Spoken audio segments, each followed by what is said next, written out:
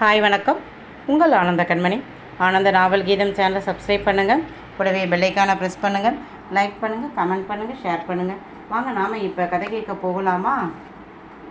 சுபலதாவின் மெய் உயிர்மையானதோ அத்தியாயம் 60. யாத்விகாவிற்கு அழுகை வெடித்து கொண்டு வந்தது. தாய் தந்தை மறைவிற்கு பிறகு அவள் என்னதான் பெரிய குடும்பத்தில் இருந்தாலும் தன்னை தனியாளாகத்தான் உணர்ந்தாள். இங்கே வந்த பிறகும் அப்படித்தான். என்னதான் கணவனுடன் வாழவில்லை என்றாலும் அவன் தனக்கென இருக்கும் உறவு, எனக்கு மட்டுமே சொந்தமானவன் என்ற உரிமை உணர்வு இருந்தது அவளுக்கு. இப்போ அதுவும் இல்லையா என்றுதான் அழுகை பொத்து கொண்டு வந்தது. முகத்தை மூடிக்கொண்டு கேவி கேவி அழுதாள். 5 நிமிடம் அமைதியாக நின்றவன், இப்போ நீ வண்டியில் ஏறலை, விட்டுட்டு போய்கிட்டே இருப்பேன். நீ அழுகிறத பார்த்தா நான் என்னவோ பொய் சொல்லி உன்னை ஏமாற்றி கட்டிக்கிட்ட மாதிரி அழுகிற.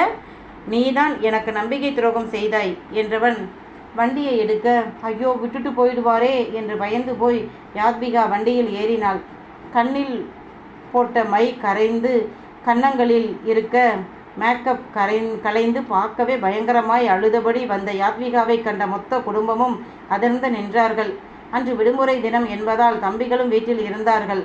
யாத்விகா அழுதபடி அவள் அறைக்குள் செல்ல கோமலவள்ளி ஓரளவு நன்றாக குணமான சஞ்சனா கூட டிவி பார்த்து கொண்டு இருக்க, டிவியை அணைத்த முகிலன் தம்பிகளிடம், எனக்கும் வசந்திக்கும் பிறந்த என்னோட பொண்ணு பிரார்த்தனாவை நான் என்னோட பொண்ணா இந்த வருடம் திருவிழாவில் சாமியா விடப்போறேன்.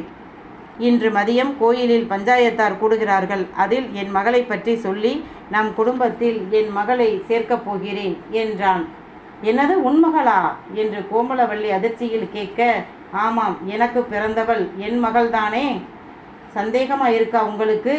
இதோ என் பொண்ணோட பிறப்பு சான்றிதழ், டிஎன்ஏ டெஸ்ட் ரிப்போர்ட்டு என்று தம்பிகளிடம் காட்ட, நீ சொன்னால் போதும், நாங்கள் ஆராய தேவையில்லை என்றான் நிலவன். உங்களுக்கு சொல்லலடா, வசந்தியை நான் விரும்புகிறது தெரிந்து எனக்கு தெரியாமல் குழந்தை கொடுக்க தகுதி இல்லாத ஒருத்தனுக்கு கட்டி வைத்து அவள் வாழ்க்கையை சீரழித்த உங்கள் அம்மாவுக்காகத்தான் சொல்கிறேன் என்றதும் மொத்த குடும்பமும் அதிர்ந்து நின்றார்கள். அப்போதும் அடங்காத கோமலவள்ளி, அதனால் என்ன, செயற்கை முறையில் பெற்றுக்க வேண்டியது தானே என்று கேட்க, அது எதுக்கு? என் பிள்ளையை அவ சுமக்க தயாராக இருக்கும்போது எதுக்காக அது என்று தாயிடம் பேசக்கூடாத விஷயம் என்றாலும் அவரை புண்படுத்த வேண்டும் என்று சொன்னான். கோமலவள்ளி அதிர்ந்து போனார்.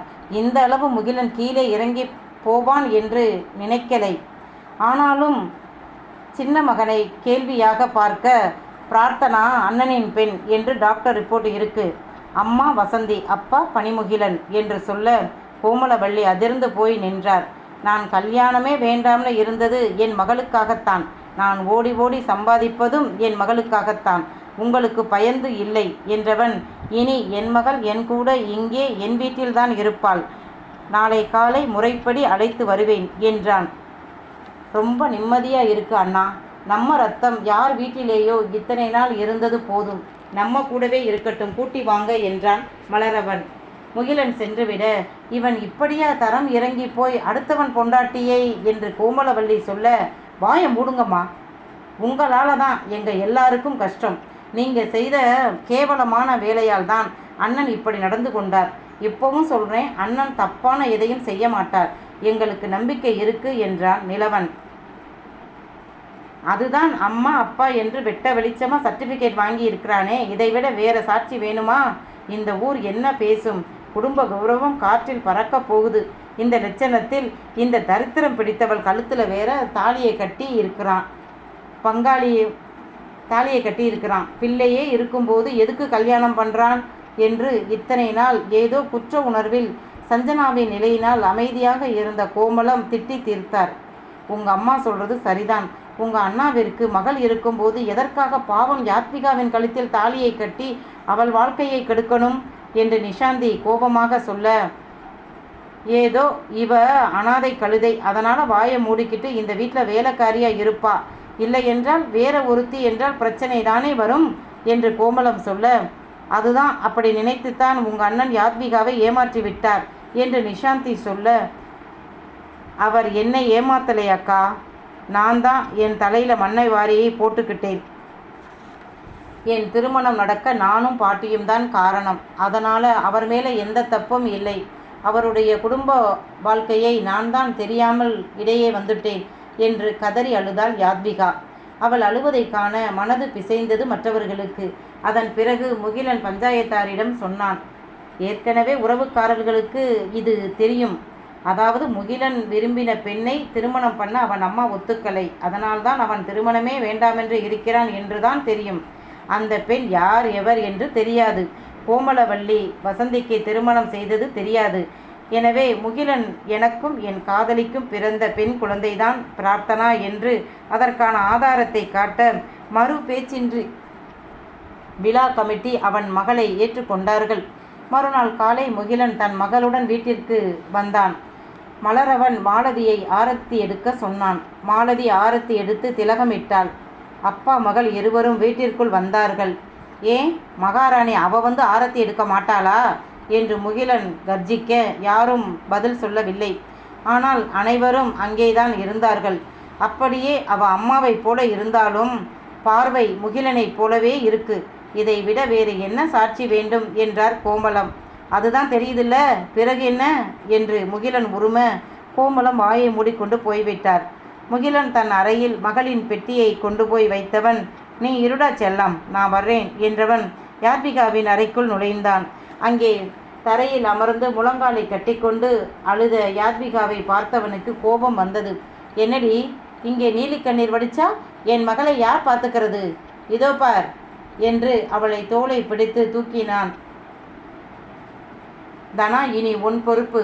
நீதான் அவளை பார்த்துக்கணும். நாளை மறுநாள் 10 நாள் கோவிலில் தான் இருப்பாள். அதன் பிறகு அவள் உன் பொறுப்பு என்றான். என்னால் முடியாது. ஏண்டி முடியாது?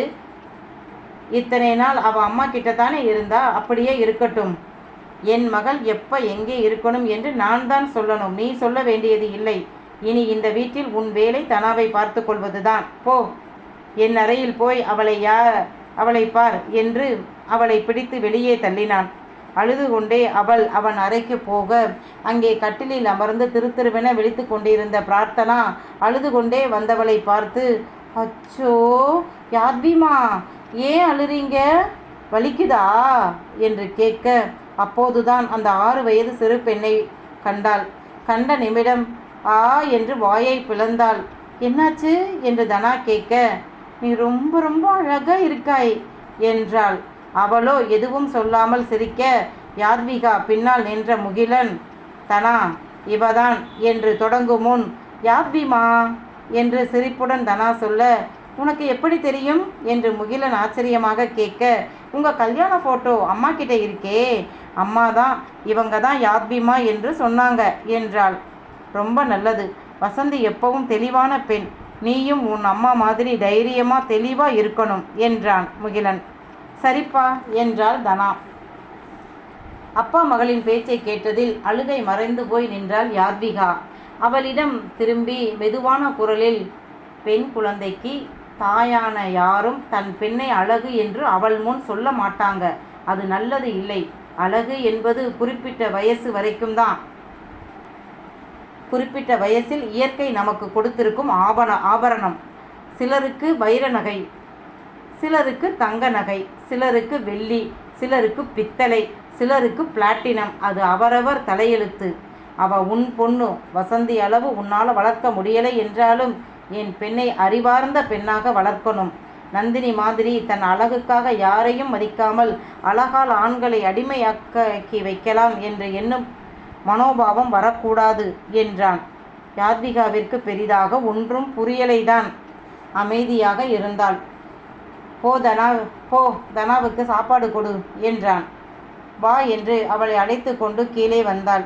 சாப்பாடு போட்டு கொடுத்து சாப்பிட வைத்துவிட்டு வர அங்கே வந்த நிஷாந்தி, இவ அம்மா நந்தினி மாதிரியே அழகியாம், அத்தோடு நல்ல குணமான பெண்ணாம். அதுதான் உன் புருஷன் நந்தினியை வேண்டாம் என மறுத்துவிட்டு இவ அம்மாவை கட்டிக்க ஆசைப்பட்டாராம். என்னமோ போ, மகளை மட்டும் கூட்டிக்கிட்டு வந்தாரே, அந்த வசந்தியையும் கூட்டி வந்திருந்தால் உன் நிலைமை என்ன ஆகும் என்று கேட்க, என்ன ஆகும்? இப்போ மட்டும் நான் என்ன சந்தோஷமாக ஜோடி போட்டுக்கிட்டு அவர் கூட வாழ்கிறேன். அப்பவும் நான் இந்த வீட்டு வேலைக்காரியாகத்தான் இருப்பேன். வேற வழி எனக்கு, வேற போக்கிடம் இல்லையே. அடிமை மாதிரி அவர் சொன்னதை கேட்டுக்கொண்டு அவர் குடும்பத்துக்கு வேலைக்காரி மாதிரி வேலை செய்து கொண்டு இருக்க வேண்டியதுதான் என்றாள் கண்ணில் நீருடன். அவளை பார்த்த நிஷாந்திக்கு பாவமாக இருந்தது.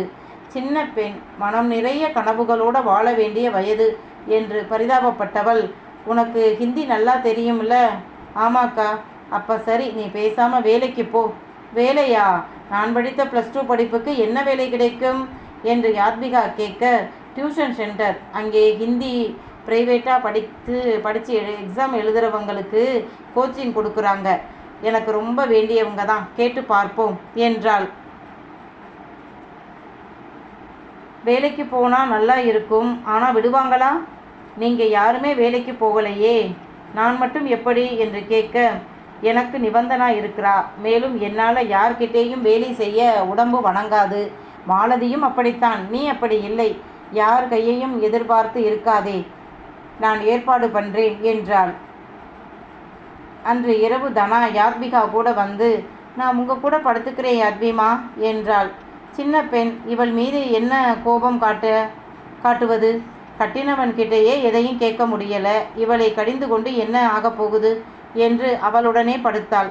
இவளை மட்டும் அனுப்பிவிட்டு இவ அம்மா ஏன் வரலை? நியாயமாக பார்த்தால் இந்த வீட்டில் அவளுக்குத்தான் உரிமை இருக்கு. இவரை காதலித்து பிள்ளை பெற்றவள், 6 வயது குழந்தை. அப்போ 8 வருடங்களுக்கு மேலேயாவது இவர்களுக்குள் பழக்கம் இருக்கும்.